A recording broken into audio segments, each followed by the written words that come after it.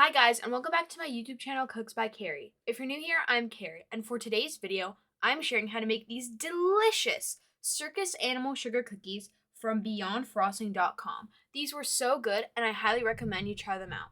Alrighty, let's get into the video.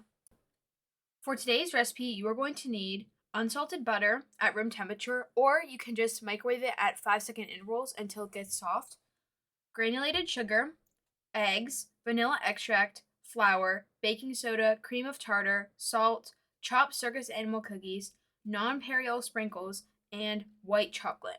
For the exact measurements, please click the link in my description to view the recipe and you can see them there. The first step is to cream together the butter and the sugar until light and fluffy.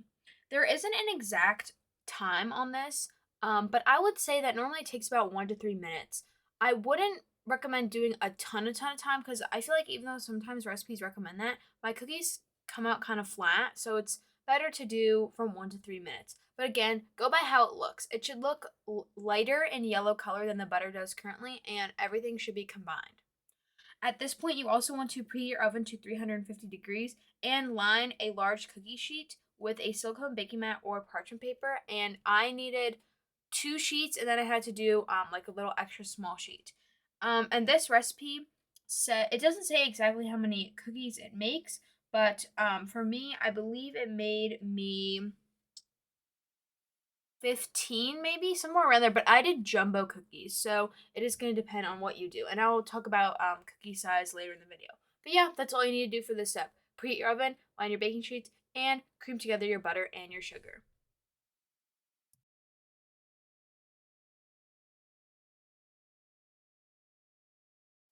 Alrighty guys, now before I continue with this video, please subscribe, leave a thumbs up, comment down below what you'd like to see next, share this video with a friend, hit that notification bell so you get notified when I post a new video. We are almost at 200 subscribers. I think we're at like around 180 right now, which is crazy, and I have a goal of 1,000, so if you could all help me out with that, that'd be greatly appreciated. Alrighty, let's continue with the video.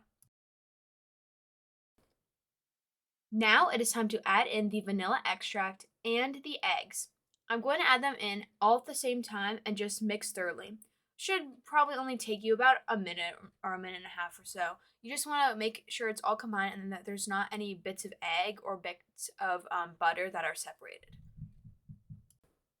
And once you know it's all mixed and combined, you can just do a couple more mixes just to make sure it's all looking good because you don't want to end up having a bit of egg like I mentioned. Now it is time to mix all the dry ingredients together. So this is going to be the flour, the baking soda, the cream of tartar, and the salt, and just mix it all up. I think the reason, honestly, I'm not really sure why recipes always have you do it separately, but I think it's just to make sure that like the salt and all the like little things are fully mixed in, and you're not just gonna get one cookie that like tastes very salty and one cookie that tastes like there's no salt at all. That's my theory, but again, I don't know the actual like science or reason behind it. But yeah, just give it a mix, and you can see I'm going very slowly because I used a bowl that was a little bit too small, but I made it work. So just make sure you're going slowly if you have filled a bowl up most of the way. Also, if you don't have a whisk, you can totally use a fork at this step.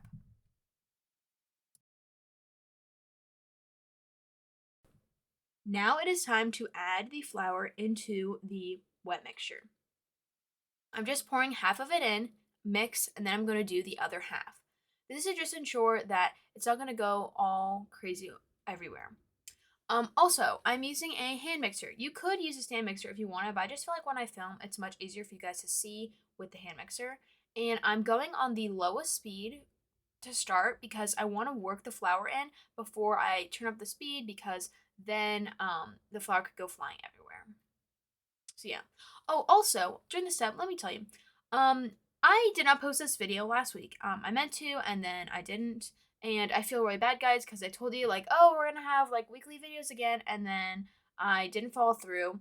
But there will be a new video next Friday, and I plan to do that for the rest of, the foreseeable future. So, plan on seeing a video from me on Friday, and I apologize for not posting last Friday. Okay, so now I'm just going to add in the rest of the flour and mix it all up. And again, I'm going slowly just because my bowl is small.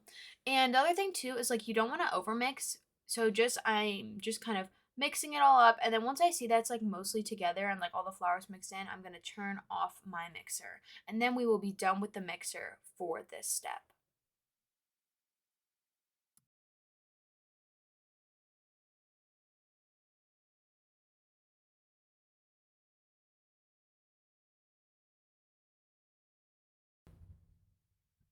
Now it is time to fold in the sprinkles and the animal crackers. Now I start with a really tiny spatula, and then I think I eventually switch because it was just too small. Also, something to note is that unlike a regular sprinkle, or I think some people call them jimmies, unlike those like longer, like traditional sprinkles, these sprinkles will kind of bleed. So you kind of, and what I mean by that is like the colors are gonna run a little bit into the batter. So it's not that big of a deal, but just make sure you kind of work sort of quickly so that the batter doesn't turn super colored or anything. Now, it's not the biggest deal if this does happen. It happened to me a little bit, but that's just something to note. Also, my animal crackers are you can see them. They don't look like the traditional frosted animal crackers, if you know what I'm talking about, like the ones that they kind of look like heavily coated in like a white chocolate or something, and they have like fun sprinkles on them and they're super cute. Mine don't look like that because this is all my grocery store had. So if this is the same with you, totally fine. They still look cute, maybe not as cute, but still cute, and they still taste good. So yeah, as I was mentioning earlier, I just decided to go in with a spoon and mix it all up. And it's okay if the animal cookies get even more like crumbled, because the point is that they're just going to be in there, but they don't have to be super huge. Also, note for chopping them up, I was going to go in like with a knife and like chop them, but I found that was really hard, so I just broke them up with my fingers and then placed them into just like a bowl to stay on the side.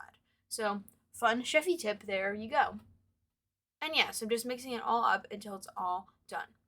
So I guess at this point we can talk about size of the cookies. So there's a lot of batter, and I didn't want to bake a ton. I was just like, let's make them jumbo. So I used an ice cream size scoop. You'll see in a minute to scoop mine out because that gives me like a jumbo cookie, and it's like the ones you see in the video in the beginning of the video. So it's kind of like it kind of fits like the size of your palm, so pretty big.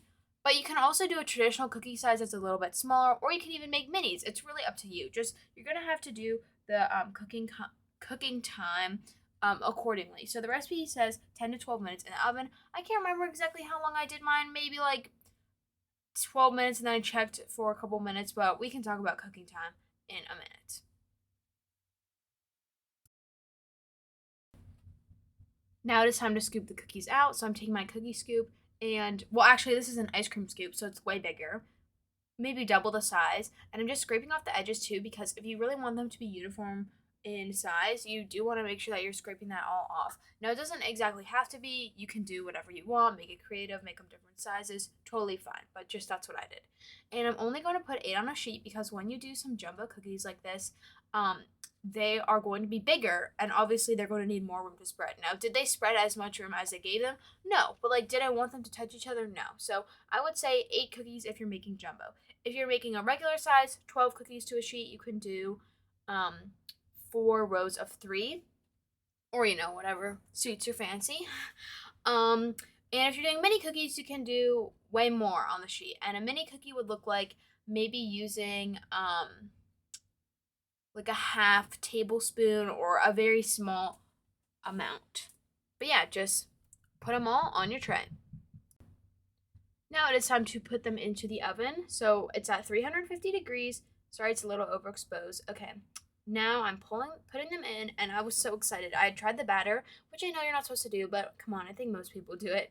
And they were so good. They're very, very sugary. So if you don't have a sweet tooth, then these might not be for you.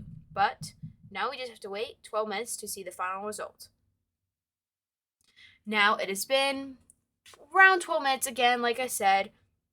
You can cook them. If you're doing a normal size cookie, check at 10 minutes and then every minute. I did 12 minutes and then checked it every minute, and I believe mine took no longer than 15 minutes.